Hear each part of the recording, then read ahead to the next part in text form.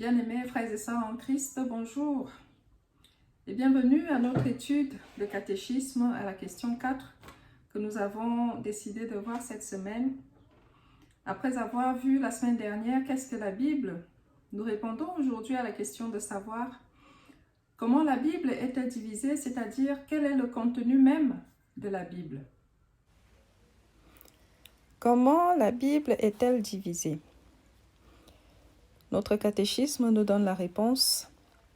La Bible comprend deux parties, l'Ancien Testament qui compte 39 livres et le Nouveau Testament qui compte 27 livres, ce qui fait un total de 66 livres. Mais pourquoi d'autres Bibles ont plus de 66 livres? Pourquoi donc avons-nous un canon de 66 livres, avec 39 livres dans l'Ancien Testament et 27 livres dans le Nouveau Testament?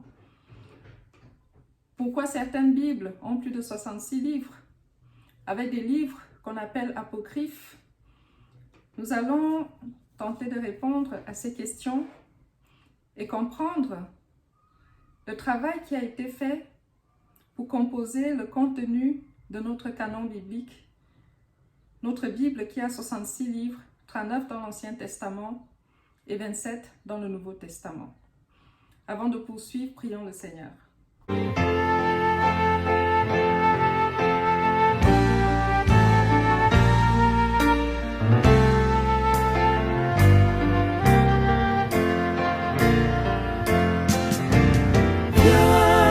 Esprit de Dieu vivant, sois le maître en moi. Viens, Esprit de Dieu vivant, sois le maître en moi. Sonde-moi,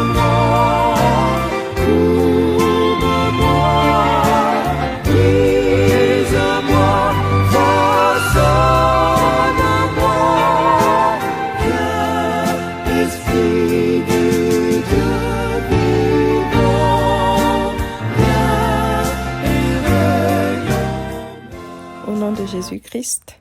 Amen. Comment la Bible est-elle divisée?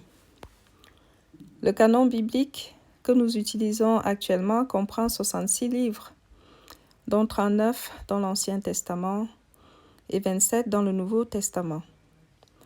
Mais d'autres canons bibliques comportent plus de livres, des livres appelés apocryphes.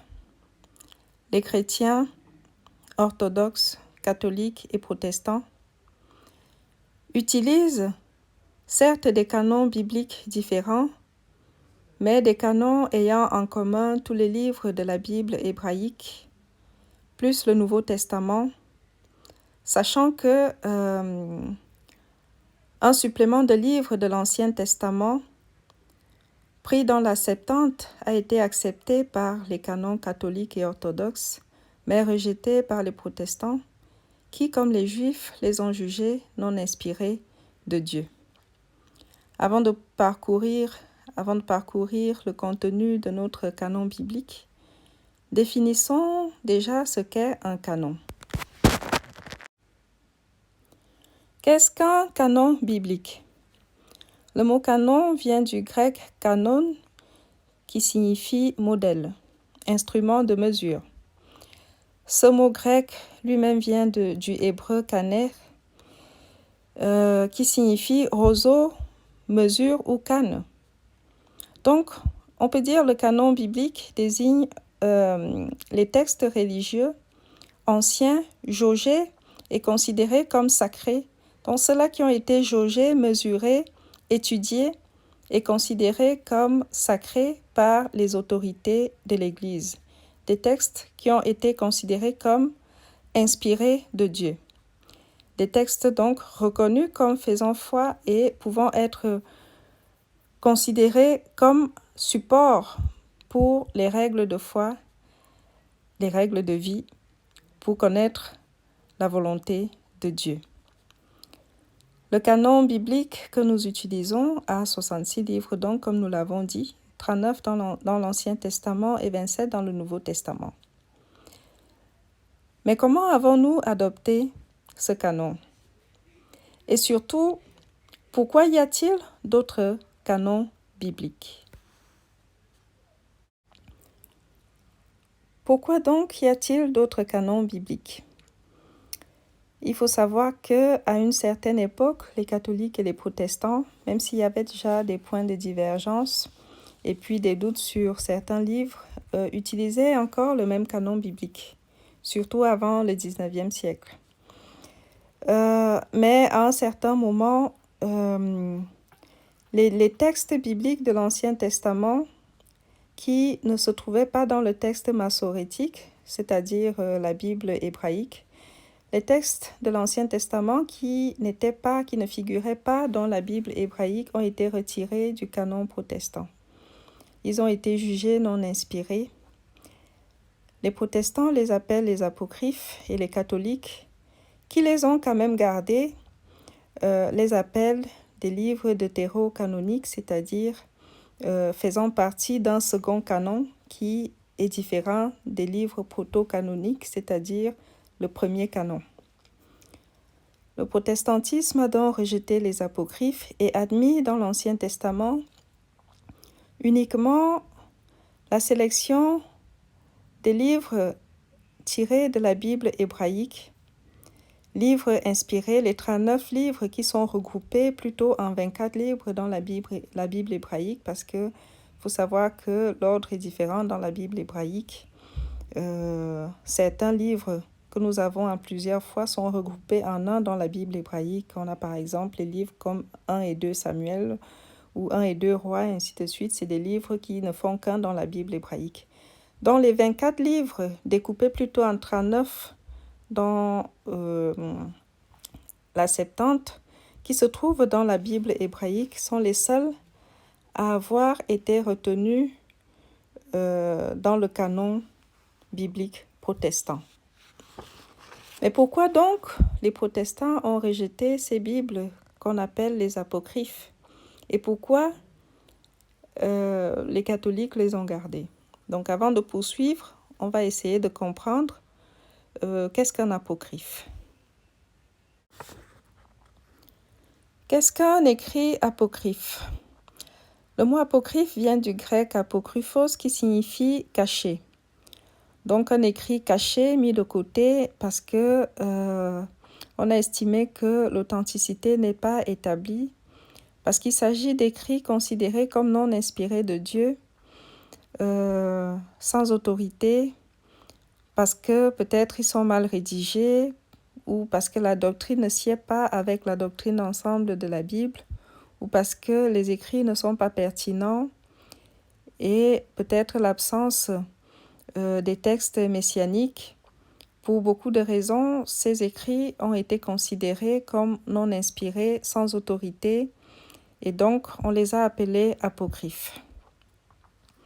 Ces livres ont été rejetés par les Juifs pour leur canon du texte massorétique, c'est-à-dire la Bible hébraïque. Par contre, la Septante, le canon de la Septante a admis certains écrits apocryphes. Nous savons que la Septante, c'est donc la traduction de la Bible hébraïque en grec. Donc cette traduction en grec a admis certains des écrits apocryphes. Ça s'est fait vers le 3e siècle avant Jésus-Christ. Et ces écrits qui se trouvaient dans la Septante ont été adoptés par les catholiques et les orthodoxes et plus tard rejetés par les protestants.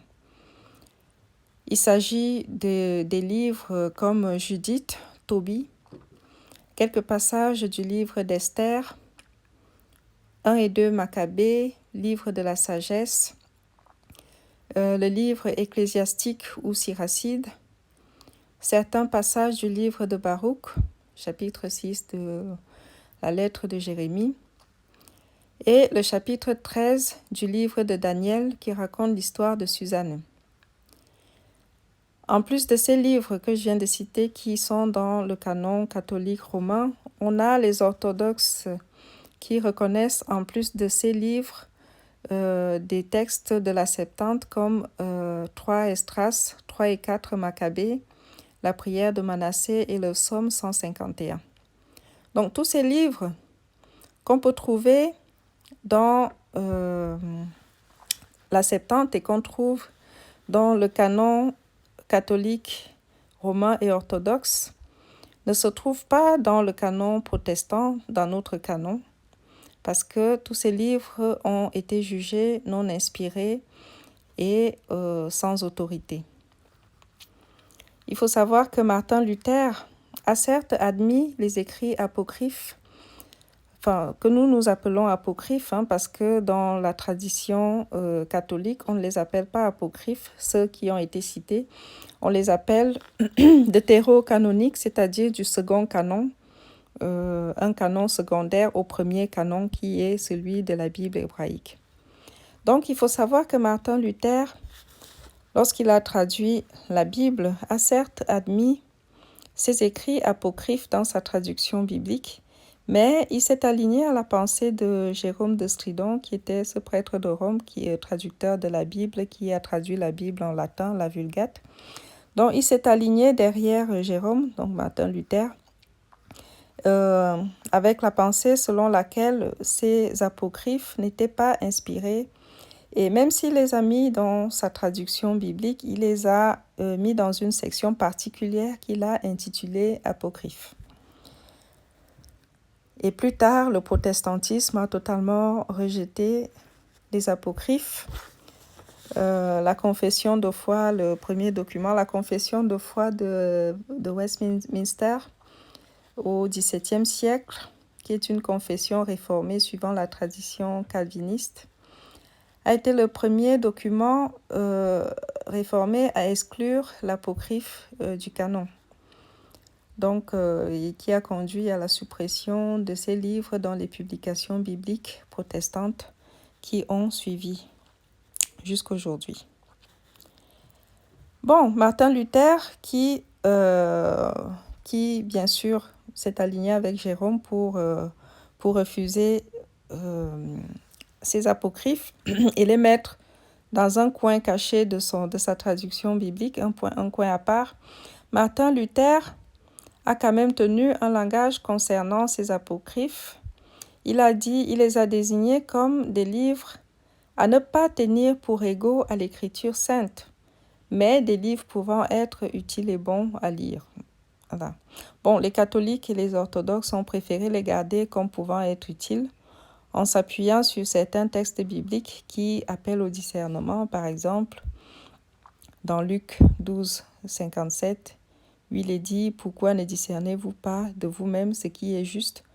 Donc, ils les ont quand même gardés en les nommant plutôt deutérocanoniques, c'est-à-dire du second canon, pour dire qu'ils ne sont pas égaux, bien sûr, au premier canon qui est le canon que nous avons retenu, donc les livres inspirés, tirés de la Bible hébraïque.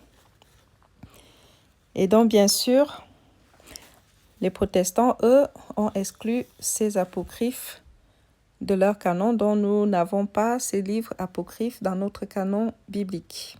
C'est pourquoi notre canon biblique d'aujourd'hui, notre Bible, comporte 66 livres soigneusement sélectionnés, soigneusement étudiés pour voir si le message concorde avec la doctrine d'ensemble de la Bible. Donc, avec 39 livres donc, dans l'Ancien Testament et 27 livres dans le Nouveau Testament. Beaucoup de choses sont reprochées aux livres, aux apocryphes. Donc, il y a beaucoup de choses qui leur sont reprochées. On peut citer quelques exemples des reproches que les responsables de l'Église à l'époque ont fait aux livres apocryphes et pourquoi certains canons les ont rejetés. Par exemple, on leur reproche le manque d'espérance messianique, c'est-à-dire pas de traces de l'attente du Messie ou bien du Messie même dans la Bible. Nous savons que même si les Juifs et les chrétiens n'ont pas la même vision de qui est le Messie. Les Juifs ont attendu un Messie dans l'Ancien Testament qui, bien sûr, ils attendent encore aujourd'hui. Sauf que pour les chrétiens que nous sommes, le Messie est déjà arrivé. Donc, pour les Juifs, l'attente de cette espérance messianique, cette attente du Messie est ce qui donne un sens à leur foi, celui qui viendra libérer Israël. Et donc, dans les livres apocryphes, ils n'ont pas retrouvé cette espérance messianique, donc c'est l'une des raisons pour lesquelles les Juifs ont rejeté ces livres de leur canon et plus tard les protestants aussi. Cette espérance, voilà, est donc d'une certaine façon étrangère aux livres apocryphes. On reproche également aux livres apocryphes certaines pages sans inspiration religieuse. Certaines pages qui parlent plus de la vie comme des romans, des choses qui n'ont pas forcément un rapport avec soit Dieu dans la vie humaine ou bien une espérance concernant le salut. Voilà. On leur reproche également des pages, par exemple, qui exaltent l'homme au lieu d'exalter Dieu, par exemple à la fin de l'Ecclésiastique, les chapitres 44 à 50, où il y a l'éloge des pères, l'éloge aux hommes et tout, qui paraissent un peu limites par rapport aux doctrines de la Bible. Après, on reproche aussi aux apocryphes des passages. On reproche aussi aux apocryphes des passages qui contredisent l'enseignement de la Bible. Par exemple, la Bible dit, juste un exemple, la Bible dit que tout homme est pécheur, mais on peut lire dans la prière de Manassé 7, 8. On peut lire oui, tu as ouvert au péché la voie du repentir, mais Seigneur, Dieu des justes, tu n'imposes pas le repentir aux justes, à Abraham, Isaac et Jacob, qui n'ont pas péché contre toi. Donc, vous voyez, dans certains textes, on peut retrouver le contraire de ce qui est dit dans l'ensemble des livres de la Bible. Ou par exemple, on peut citer dans Sapiens, concernant la préexistence, au chapitre 8 de 19 à 20, il est écrit « J'étais un enfant de bon naturel et j'avais reçu en partage une bonne âme. Ou plutôt, comme j'étais bon, j'étais entré dans un corps pur. Mais sachant que je ne pourrais garder ma bonté naturelle dans le secours de Dieu. » Et sachant que la Bible, le reste de la Bible, normalement, n'enseigne pas la préexistence ou la renaissance des âmes ou des choses comme ça. Donc, sachant que la Bible n'enseigne pas que l'âme a plusieurs vies ou bien renaît ou la préexistence, ce genre de choses, cet enseignement ne peut qu'être contraire aux enseignements de l'ensemble de la Bible. Donc, pour plusieurs de ces raisons, par exemple des choses trouvées dans ce livre de Sapiens, donc la sagesse et puis les autres apocryphes et tout, les responsables d'église ont rejeté ces livres et les ont appelés apocryphes, côté juif et côté protestant. Les catholiques et les orthodoxes les ont acceptés avec des réserves et les ont appelés deutéro-canoniques. Et il faut savoir que en dehors de ces écrits que nous appelons apocryphes, mais qu'on retrouve quand même dans certaines Bibles, dans les Bibles catholiques et orthodoxes et dans la Taube, la Bible œcuménique, qu'eux ils appellent deutéro-canoniques. Il existe d'autres apocryphes qui sont apocryphes pour tout le monde, c'est-à-dire ont été rejetés par toutes les confessions, catholiques comme protestants, comme orthodoxes ou juifs.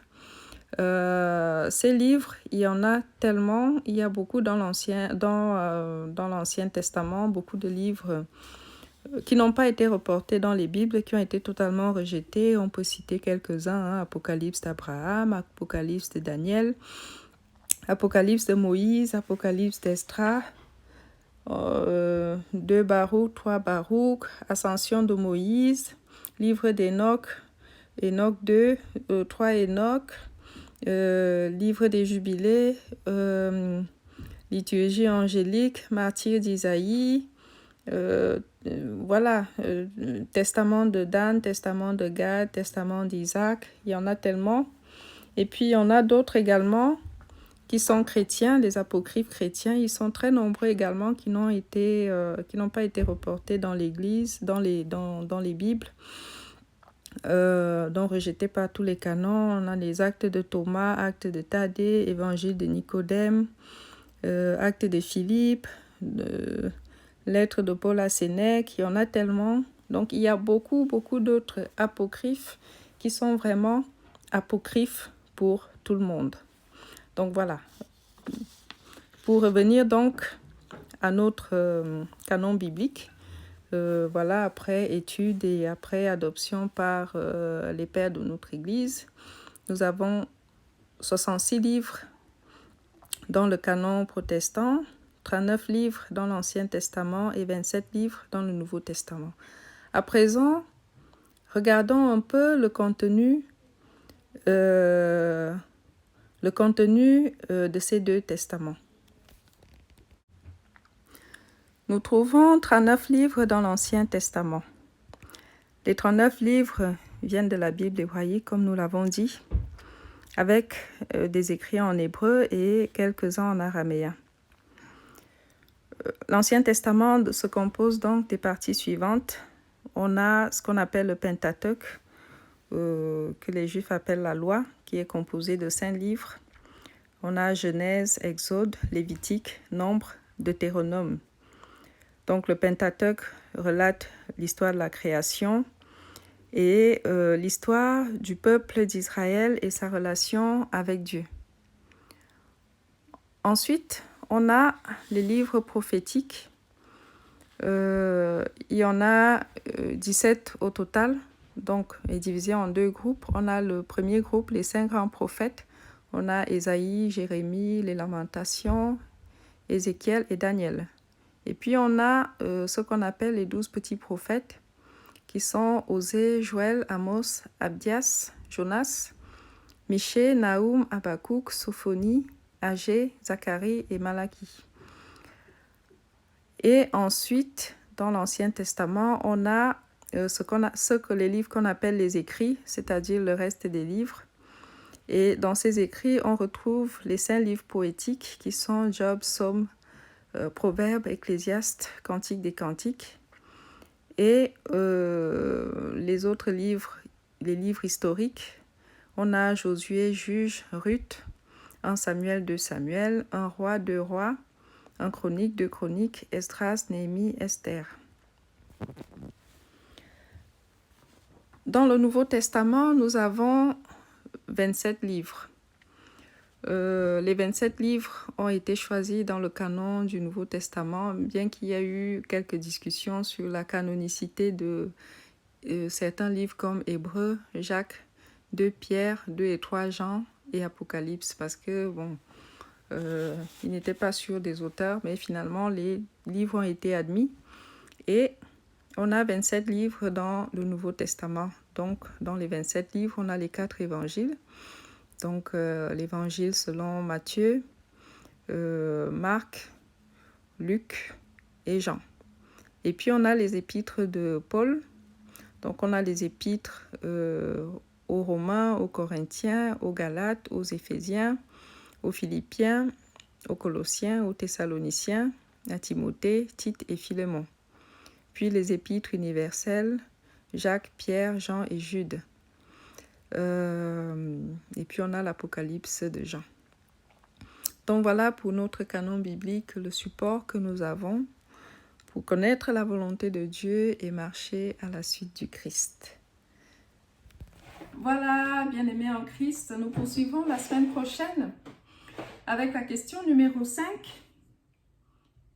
Que nous enseigne la Bible au sujet de Dieu. Nous entrons même là dans les fondamentaux de notre foi. Voilà, que Dieu nous garde, que Dieu nous bénisse. Amen.